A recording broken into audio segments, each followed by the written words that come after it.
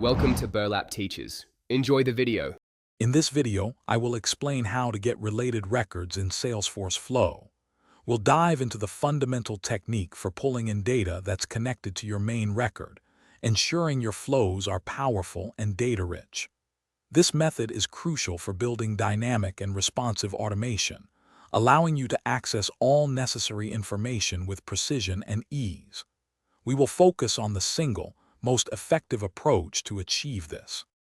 The primary and most effective way to retrieve related records in Salesforce Flow is by using the Get Records element.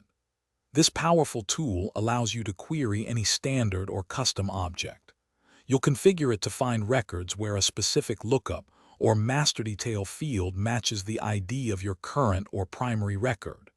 For instance, to find all contacts for an account, you would filter contacts by their account ID. When configuring your Get Records element, it's essential to set precise filter conditions. You'll typically use the ID of your main record to match against a lookup field on the related object.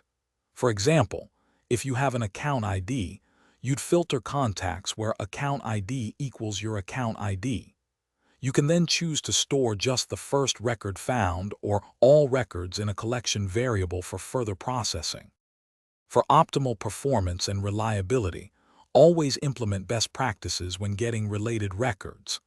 Add a fault path to gracefully handle situations where no related records are found, preventing errors.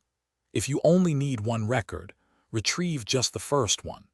When working with multiple related records, use a loop element to iterate through your record collection, performing actions on each individual record efficiently. Thanks for watching. Consider subscribing if this video helped you.